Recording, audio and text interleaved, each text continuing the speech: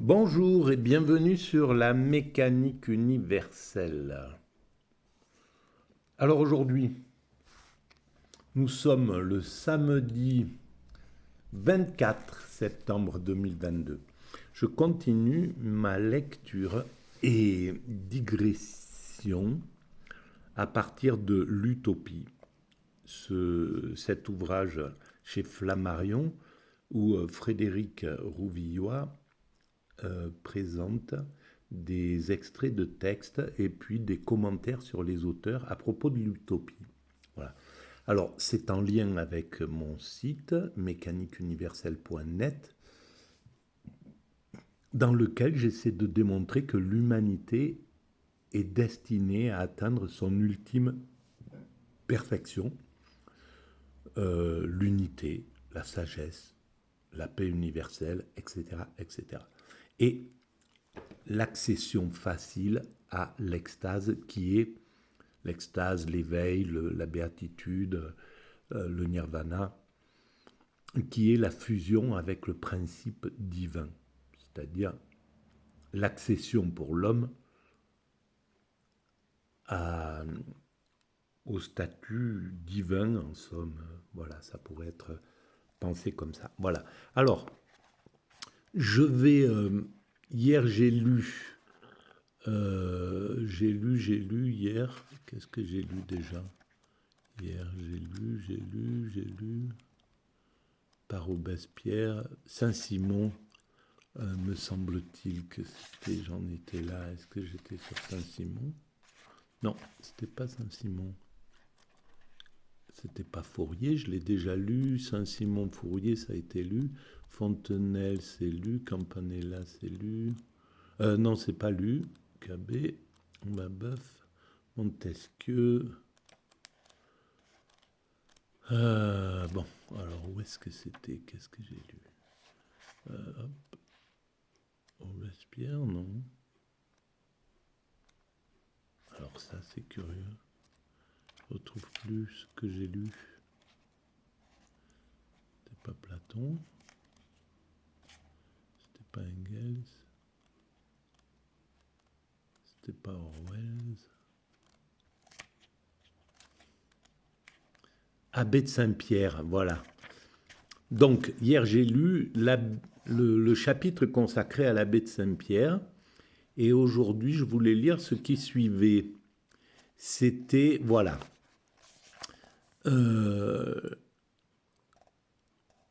un extrait, enfin, ça commence par une analyse de cet extrait, sans doute par Frédéric Rouvillois, et puis l'extrait en question. Alors, c'est sur Zola. C'est assez étonnant de... Bon, je ne suis pas un spécialiste de littérature non plus, euh, parce qu'en fait, je suis spécialiste de rien. Donc, voilà, c'est comme ça, c'est plus simple. Et je ne pensais pas qu'il pouvait être dans ce recueil sur l'utopie. Et en même temps, Zola, le peu que j'en ai lu, on voit à quel point il est écorché devant la maltraitance des humains, devant l'injustice, devant euh, la souffrance des ouvriers, etc., etc. Donc, naturellement, on peut imaginer que cette sensibilité, cette ultra-sensibilité, engendre eh bien, soit des utopistes, soit des révolutionnaires, soit etc. En fait, c'est la plupart des hommes qui se retrouvent dans ce recueil sur l'utopie sont des écorchés qui souffrent terriblement devant la souffrance de leurs frères humains.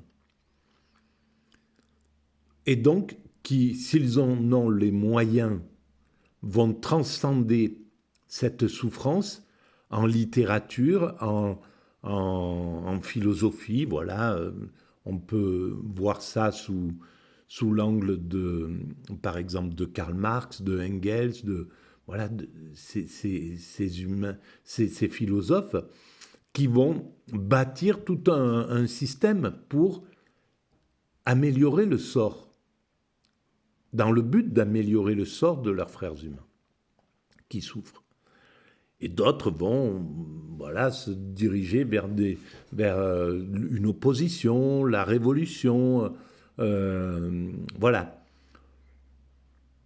Mais l'origine est toujours la même, l'impossibilité d'admettre l'injustice.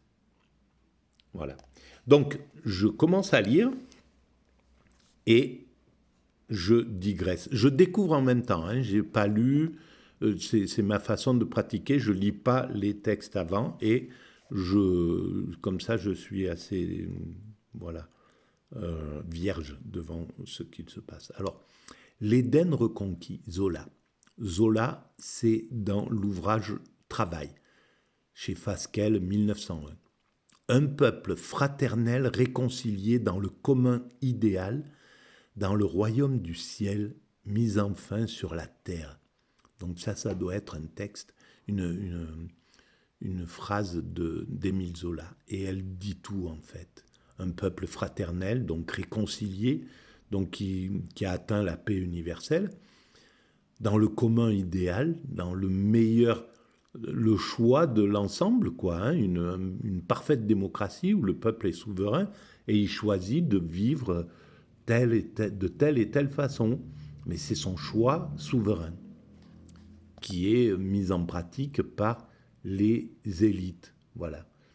C'est la meilleure façon pour évoluer, en somme, le principe démocratique. Les élites se bagarrent pour arriver au sommet, pour incarner, pour entrer en politique, pour devenir des dominants, quoi. Mais avec le sens, la conviction et une conscience totale de ce qu'est la démocratie. C'est-à-dire, ils se hissent en tête d'affiche pour faire la politique du peuple, pour le bien du peuple, et non pas pour le bien d'une caste de dominants. Et c'est pourquoi la démocratie inverse les lois de la nature. Et c'est pourquoi, lorsque des présidents ou des hommes politiques se hissent à la gouvernance, mais pour privilégier une caste de dominants, n'importe laquelle, que ce soit l'oligarchie, que ce soit les riches, que ce soit voilà, les célébrités, je ne sais pas. Enfin, ils abîment la démocratie. Ils ne pratiquent pas une démocratie. Ils pratiquent encore le même système que chez les autres primates, que chez nos frères primates. C'est-à-dire des dominants qui montent en tête de gondole pour thésauriser les privilèges. Donc, il n'y a pas d'évolution. Et là, ça démontre bien, à ce moment-là, on peut voir avec cette analyse à quelle distance un homme politique, un chef d'État, est réellement de la nature ou de la culture humaine, de la culture démocratique humaine. Est-ce qu'il est il est archaïque, donc il fonctionne, même si c'est sophistiqué chez l'être humain, hein, mais le principe est le même, c'est un principe animal.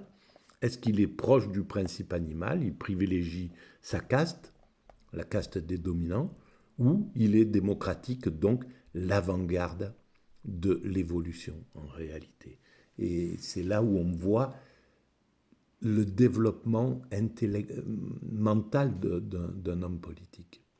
Plus il est démocratique, plus il est évolué. Moins il est démocratique, même s'il se réclame, même s'il se dit démocratique, s'il ne se comporte pas comme un démocrate, clairement, s'il n'aime pas le peuple plus qu'autre chose, plus que tout, s'il n'a pas l'intention, quand il monte au pouvoir, de servir clairement le peuple, et essentiellement le peuple avant tout, eh bien, il est archaïque, en somme, mentalement. Bon, bref. Voilà, il faut toujours que je critique un petit peu, c'est ma nature. Donc, Sur plusieurs plans parallèles, les dernières pages du roman d'Émile Zola, Travail, en 1901, paraissent constituer un aboutissement. Aboutissement d'abord de son propre cheminement idéologique. Il s'agit, écrit-il, de la conclusion de toute mon œuvre. Ah ben voilà, c'est là où on touche le mystique en fait. Quelqu'un qui est complètement contre l'injustice, qui voue son existence à ses frères humains, en fait, il n'y a rien de plus haut que ça.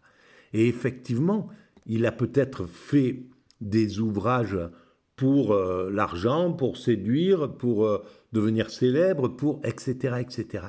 Et quand il rencontre vraiment le fond de son cœur, qu'il voit qu'au fond, c'est son ouvrage, c'est ce qu'il a toujours voulu dire, soit de manière masquée, soit de manière indirecte, soit etc., que c'était vraiment ce qu'il avait dans le cœur, là, il touche au sens fondamental de son existence. Voilà.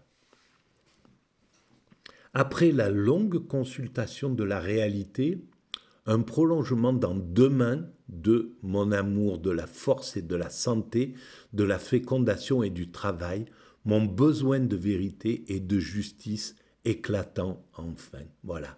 Et bien c'est exactement ce que je pensais. C'est-à-dire qu'il est dans la liberté la plus absolue à ce moment-là. Il a touché vraiment, il a mis en concordance ce qu'il veut être, ce qu'il aime être et ce qu'il est. Et là, c'est vraiment, c'est magique parce que ça justifie, enfin, ça réconcilie toute une existence.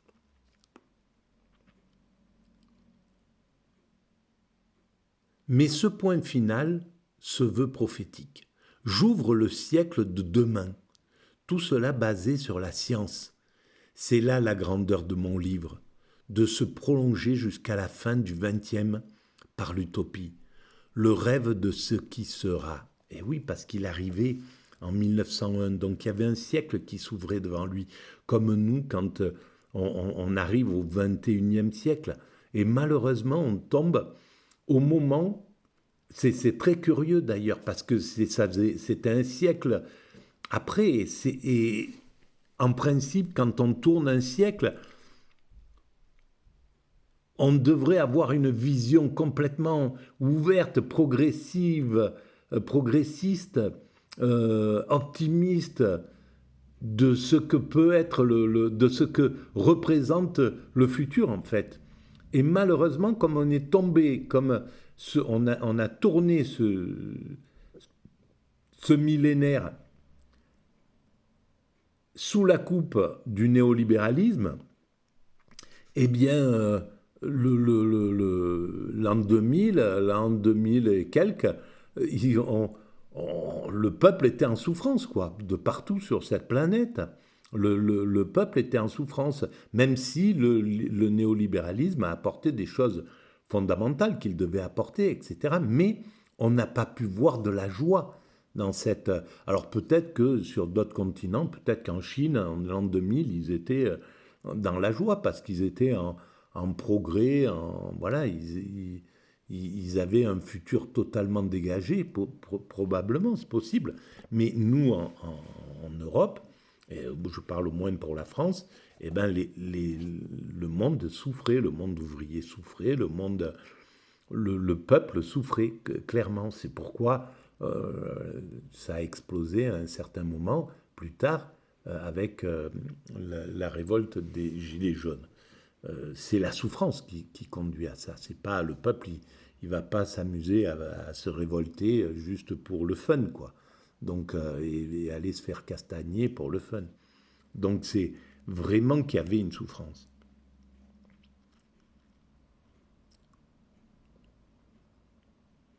C'est là donc la grandeur de mon livre, de se prolonger jusqu'à la fin du XXe siècle par l'utopie, le rêve de ce qui sera.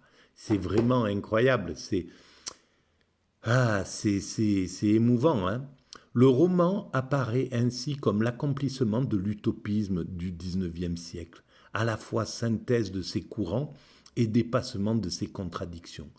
Synthèse, Luc, le héros du roman, se réclamant principalement de Fourier, fait fréquemment allusion aux thèses de celui-ci. Les passions, non plus combattues, étouffées, mais cultivées comme les forces mêmes de la vie. Le travail rendu facile et délicieux, l'harmonie enfin. Mais Zola ne s'enferme pas, pour autant, dans l'orthodoxie fouriériste. Il semble avoir été marqué aussi par la lecture du best-seller de Bellamy, Looking Backward, par la commune anarchiste de son ami Kropotkin, et même par la pensée saint-simonienne. Ce que veut Luc n'est pas un gouvernement, mais une administration contrôlée, citée par H. Desroches. Cette synthèse se manifeste en particulier par l'importance qu'il accorde, comme tous ses prédécesseurs, à ce qui fut, par excellence, le mythe du XIXe siècle, le progrès, qui, dans cette perspective utopique, acquiert une ampleur considérable. Le progrès technique manifesté par l'essor du machinisme et par l'usage de l'énergie solaire, accepté sans restriction, permet le développement des loisirs et par suite le progrès intellectuel de toute la population. Il parle déjà d'énergie solaire, mais c'est incroyable. Bon, ce livre est à lire, effectivement.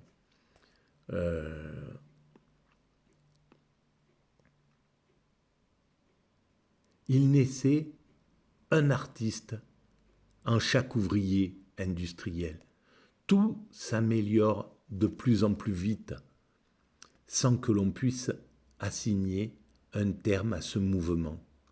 Assigner un terme à ce mouvement-ci, ben voilà, c'est ce que je fais moi, j'y assigne un terme à ce mouvement. L'ultime perfection. Le rêve restera toujours sans limite. Il y aura toujours à lutter pour élargir sans cesse le bonheur, pour en faire un festin immense aux dimensions de l'univers. Alors voilà, c'est peut-être là où mon point de vue va diverger, mais parce qu'il a 100 ans d'écart. Et donc, avec ces 100 ans, j'ai l'impression, il y a des nouveautés qu'il n'avait pas, Émile Zola. Par exemple, le fait que nous avons construit toutes les structures pour fonctionner universellement. L'ONU, l'OMS, l'OMC, l'Organisation mondiale du commerce, l'Organisation mondiale de la santé, etc. On a déjà les structures. Donc ça présage de où va l'humanité en réalité. Donc on peut dire que forcément, il n'y a pas de raison qu'elle s'arrête avant d'atteindre son ultime perfection. Il n'y a aucune raison que ça se passe comme ça, rien que par la logique. Qu'est-ce qui pourrait faire que l'humanité dise à un certain moment, bon, ben, on ne va pas au bout, mais voilà, on reste un peu imparfait pour comme ça, quoi. C'est pas possible. L'homme, il voudra à chaque fois résoudre les derniers petits problèmes qui resteraient, les dernières souffrances, les dernières ambiguïtés, les dernières, etc. C'est naturel. Donc par cette affirmation, ce texte se situe enfin à l'aboutissement de la perspective utopique, construction par l'homme d'un rêve de paradis sur terre. À la crècherie, où est établie la communauté, se trouvent réunies les conditions d'une société de satisfaction complète, d'une réalisation plénière de l'humanité. Les prétendues utopies du bonheur universel devenaient possibles c'est-à-dire qu'elle se révèle n'être pas chimérique, mais prophétique. Les haines, les crimes s'y trouvent vidés de sens par la disparition de la propriété et de ses conséquences. Mais c'est exactement ce que je pense. Je pense que, évidemment, voilà, la propriété sera abolie. Mais avant que la propriété soit abolie, il faut que le cerveau humain, que la conscience humaine, que les pulsions humaines puissent admettre cette fin de la propriété. C'était pas encore le cas à l'époque où les Russes ont créé l'URSS. C'était trop d'avant-garde, c'était insupportable pour l'homme, le fait de plus avoir de propriété, de mettre le collectivisme, de mettre tout en collectivité. C'était insupportable pour un paquet d'êtres humains qui ne voulaient pas vivre cette chose-là. Mais parce que la conscience humaine n'était pas encore au niveau de cette créativité. Mais dans 100, dans 200, dans 300 ans, il est probable que l'humanité puisse l'accepter. L'esprit humain aura évolué. Progressivement, l'esprit humain évolue vers cette possibilité d'accepter les choses. Comme il évolue vers la défense des animaux, vers le fait de détester l'esclavage, le fait de... Voilà, le cerveau s'adapte, la conscience humaine se développe à chaque fois et admet de mieux en mieux certaines choses. Voilà, maintenant, l'esprit humain est capable d'admettre tout ce qu'on retrouve avec MeToo. Voilà, le droit de cuissage, ou je ne sais pas, des choses comme ça qui étaient pas remises en question, peut-être, ou simplement le travail des enfants au XIXe siècle en Europe, c'était complètement admis, ça correspondait... C'était... voilà. Et maintenant, ça serait insupportable pour l'ensemble humain. Eh bien, la propriété sera insupportable pour l'ensemble humain dans 100, dans 200 ans, quand l'humanité aura atteint un régime aura concrétisé cette humanité et où tous les biens pourront être en commun parce qu'on sera passé sur un autre système. Et évidemment, à ce moment-là, il n'y a plus de jalousie, il n'y a plus toutes les pulsions humaines, les basses pulsions humaines sur lesquelles toute la violence humaine est basée, le désir de dominer, le désir d'avoir plus que l'autre, le désir de prendre ce qui appartient à l'autre, la prédation, le vol, donc, etc., le meurtre, les trucs. Toutes ces choses-là sont liées à la jalousie. Voilà.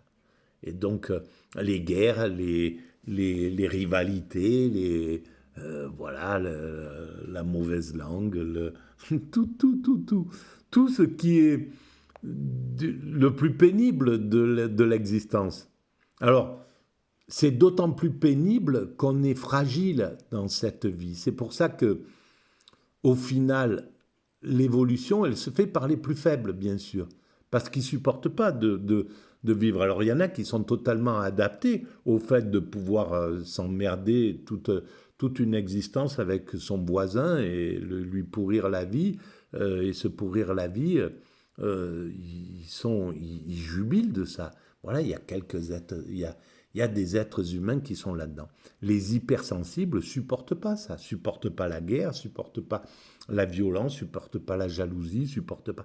Et cette énergie, quand elle est bien canalisée, eh bien, elle va dans le tronc commun de l'esprit critique ou du système qui, progressivement, abat ce genre de choses et donc cherche à savoir pourquoi il y a la jalousie. Parce qu'il y a la propriété et parce qu'on laisse les écarts se creuser, parce que, etc., on laisse l'injustice se développer, etc., etc. Voilà. L'homme libéré est soumis à l'unique loi du travail qui lui apporte joie et accomplissement. Et c'est ainsi parce que l'homme aime travailler. L'être humain, il aime travailler. Il n'y a pas de... Quand on voit la perversion des systèmes dominants qui disent oui, il faut contraindre l'homme pour qu'il travaille, etc. Donc il faut qu'on lui réduise son chômage, qu'on lui réduise ses trucs, qu'on le maltraite pour qu'il puisse vraiment être obligé de travailler. C'est totalement faux.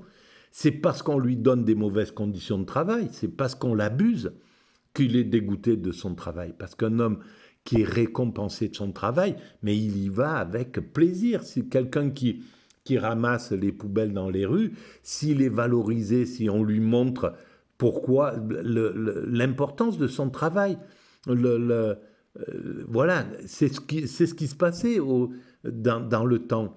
Chaque être humain avait la conscience de ce qu'il faisait, de ce qu'il réalisait. Il n'était pas méprisé parce qu'il était caissier dans un supermarché, il n'était pas méprisé.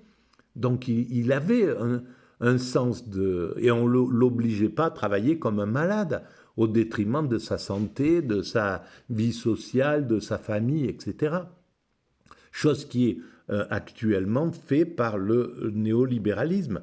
Alors à ce moment-là, bien sûr, on dégoûte l'être humain. Il n'a pas envie d'aller travailler. Il a bien raison, parce qu'il est intelligent. Le peuple, il est très intelligent. Globalement, le peuple est plus intelligent que l'élite. C'est pas pour rien. C'est parce que c'est pour ça qu'on va vers la démocratie, la souveraineté du peuple. Le peuple, c'est le roi.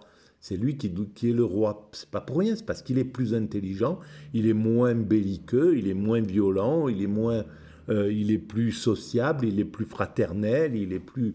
voilà, il est plus malléable, son cerveau est moins rigide, etc. Alors oui, il est manipulable. On peut faire de lui un raciste. On peut conduire un peuple au racisme. On peut conduire un peuple à la guerre. On peut conduire un peuple à détester son voisin. Mais c'est des dominants qui engendrent cela. C'est pas le peuple. Naturellement, le peuple n'a pas ces états d'esprit. Il est manipulé pour aller dans ce sens-là. Et ça, c'est très important de pouvoir le dénoncer pour que ça s'arrête. Donc, l'humanité, alors, et c'est ainsi que le bonheur de chacun pratiquement fait du bonheur de tous. Fait du bonheur de tous, c'est ce que je dis sur la Mecca. Je le dis d'une autre manière, je dis puisque les Grecs disent « tout homme cherche à atteindre le bonheur », et moi je rajoute ça fait que l'ensemble humain cherche à atteindre le bonheur. Et cette aspiration fait que l'humanité va doucement vers son bonheur absolu. Voilà. Donc, fait du bonheur de tous, s'accroît au même rythme sans limite assignable. L'humanité équilibrée, enfin, comme les astres, par l'attraction, la loi de justice, de solidarité et d'amour, voyagerait désormais heureuse au travers de l'éternel infini. L'ultime caractéristique de l'Éden reconquis étant de n'avoir pas de fin. Eh bien, bien sûr que c'est ça. Alors, quand on le lit comme ça, alors moi je baigne là-dedans avec la mécanique universelle, mais je comprends que lire ça peut même faire peur, parce qu'en définitive, on se dit, mais on va s'emmerder dans un monde comme ça. S'il n'y a plus de peps, s'il n'y a plus de... C'est quoi? C'est un monde de bisounours. Mais il sera adapté à l'état d'esprit des humains qui seront là dans 100 ans, dans 200 ans, dans 300 ans ou 500 ans, quand ça va se mettre en place, quand ça sera accompli. ça ira avec l'état d'esprit du moment, c'est tout. Alors aujourd'hui, oui, pour nous, c'est insupportable, mais parce qu'il faut qu'on finisse de construire les structures de cette humanité. Et donc pour ça, il nous faut toutes nos pulsions. Il nous faut la jalousie, la violence, la haine, le désir, l'orgueil, l'ambition, la compétition, etc., etc. Et puis toutes les valeurs positives aussi hein, qui sont là. Mais c'est ça qui construit l'humanité. Voilà, là, les Chinois, ils sont en compétition dans leur esprit contre les Américains qui sont en compétition contre les Chinois, etc., etc. Et ça engendre de l'activité et de la créativité.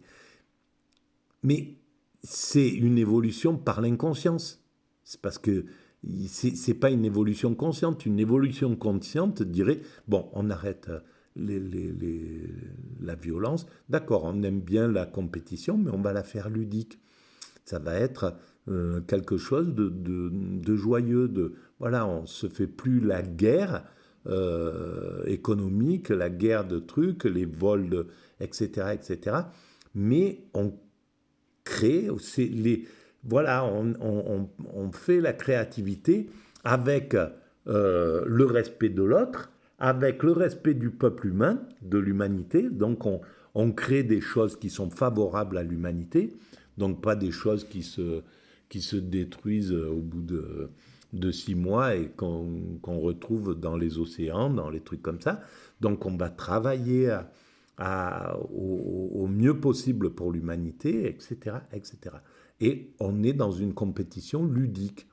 Voilà, on va vers le partage du leadership, etc., etc. Donc je parle depuis très longtemps sur la mécanique universelle et ailleurs. Voilà, ça fait au moins 20 ans que je dis que l'humanité a intérêt, l'Occident qui domine actuellement, il faut le dire, a intérêt à partager le leadership de façon consciente, plutôt que de vouloir encore être les leaders du monde. Voilà, bon, bref, mais si ça continue dans ce sens, c'est que c'est encore ça qui doit s'imposer. Quoi qu'il arrive, ce qui se réalise, c'est exactement ce qui doit se réaliser. Donc, il n'y a pas d'erreur dans l'évolution de l'humanité. Voilà, je reviens toujours à cette chose-là. Malgré les critiques que je dis, c'est pour faire, c'est dans un but de faire évoluer les choses, les mentalités, les pensées, etc. Mais l'humanité est parfaite au présent tout en étant perfectible. Elle ne peut pas faire autrement que...